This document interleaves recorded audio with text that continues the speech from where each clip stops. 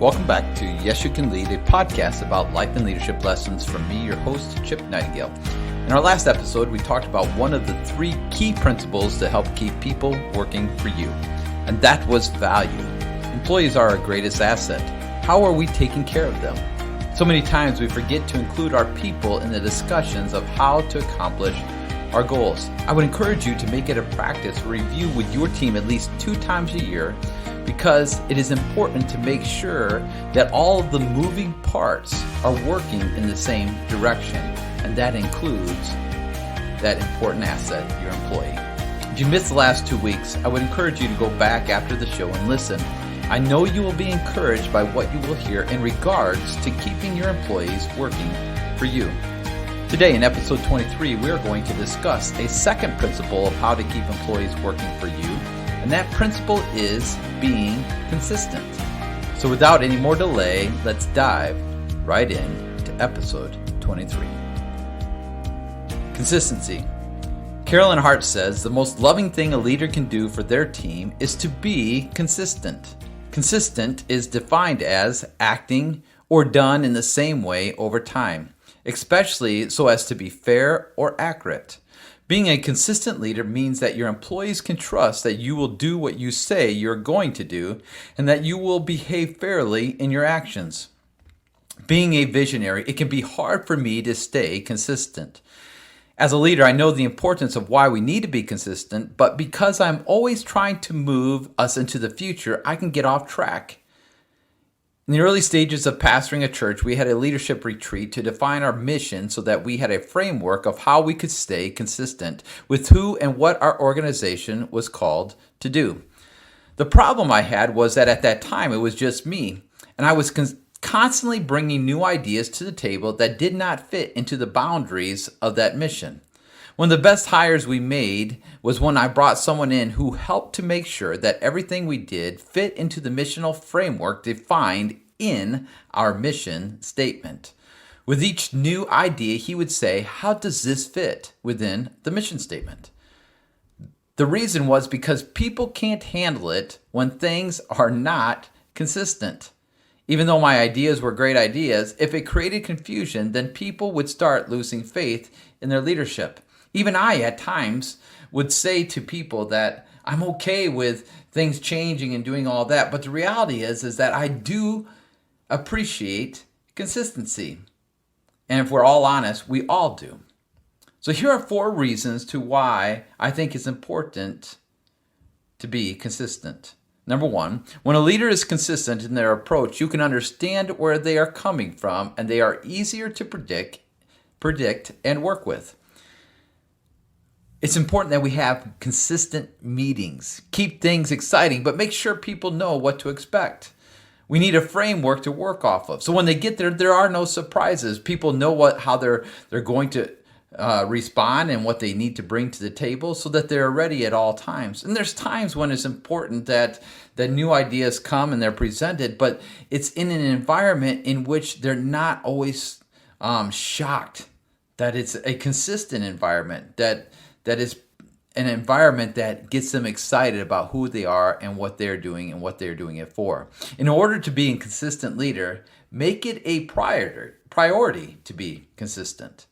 The second thing is that consistency with a brand, delivery, and presence play a big part in building trust with clients and customers. What do I mean by that? The product we are providing is the mark of who we are. How we consistently provide and deliver that product says a lot about who we are. When there are changes in the delivery process, without understanding of those changes, confusion sets in. There was this time that we were presenting a new idea, and we talked about it as a board, but we actually hadn't come to a full conclusion, and I came and I presented it to the church with this excitement and basically with this communication that we had already made the decision. Well, it created confusion within our leadership team. The people in the church were excited, but what it did was it created confusion within the leadership team, and it began to create doubt or mistrust that I may actually do that again in the future. That's not good. And it was a lesson that I had to learn through that, so that from that point on, that I needed to do a better job of communicating the brand, the importance of the next steps, that the vision didn't just come from me, that it came from the whole leadership team. The third thing is consistency brings focus and action to your goals and seeing them through. When we hired this person at the church to bring focus to the goals, guess what happened? We exploded. His consistency brought consistency to the mission. And it helped make me actually a better leader, because it put me in an environment in which I wasn't going outside the boundaries of the mission. I was staying focused within the mission. The fourth thing is if a leader is not consistent in their approach, then why should the team be? You can't ask others to do what you're not willing to do. If the organization isn't functioning towards the same goal, I'm telling you, the conflict is brewing. And if you as a leader desire unity, you will make it a requirement to be consistent. Not just for yourself, but you will make it a requirement for those who lead alongside of you. Karolyn in her blog says, it's not fair to your employees or your business to keep people guessing. Your team should know the purpose of your company, how their contribution is helping to fulfill that purpose, and know that you will consistently communicate on those two elements. Every single one of us finds our best performance in consistency. The sun consistently rises and sets, and we know the time when this will happen. Even though it's technically a moving target across the sky, its consistent performance allows us to make plans to capture and optimize the light it provides. See, consistency in your leadership will help your people make plans to optimize on the direction you give, no matter which way you and your company are moving. I have personally seen too many times in which a lack of consistency has created unnecessary conflict in my life and in my leadership. The reason I am even talking about this topic is because I know personally that if I do not find a way to fix these things, then I will have problems in the future. When I start waking up every morning and saying I'm going to work out, but never actually do it because I don't create consistent time to make it happen, guess what? It's probably not going to happen. So I have to do the things that are going to bring consistency in my life if I'm going to change my life. I love what Jim Rohn says. Success is neither magical nor mysterious. Success is the natural consequence of consistently applying basic fundamentals. Listen to that again. Success is neither magical nor mysterious. Success is the natural consequence of consistently applying basic fundamentals. So together as leaders, let's make a commitment to each other to become consistent. There's a reason that I started the last 2 episodes talking about employees and consistency before vision. You can have the greatest vision for reaching the world, but it will not matter if you are not consistent in the message of the mission so that employees will want to be a part of the vision.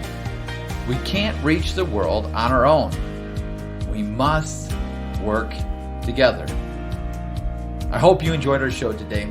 The challenges that I have learned through my readings to be prepared for this episode has really challenged me to be a consistent leader. I still have a ton of work to do, so let's do the work together. Our next 2 podcasts are going to talk about the roots of leadership and the fruits of leadership. And really, it is the foundation of what our consistency looks like within the mission of the organization that we're working for, or maybe the organization that we are developing. These will be great segues into session 2, in which we are going to start working through what your mission, vision, and values for your organization should look like. Could you do me a couple of favors? First, follow me on your favorite podcast app so that you will know when the next episode hits. And secondly, leave a review and share this with a friend. Our hope with this podcast is to grow together. Did you know that I wrote a book? If you know or someone you know is struggling with a conflict, tell them about Ceasefire. Finding Peace When All You See Is Conflict. You can buy this book on Amazon or go to my website at chipnightingale.com. I want to thank you for being a part of our show today. And as we go into our Christmas season, I pray that you are inspired to be the best leader you can be. Don't forget to tell those who work for you how much you appreciate them. Don't ever forget that your greatest asset are the people that work for you. Why? You cannot do this without them. So until next time, this is Chip Nightingale, and yes,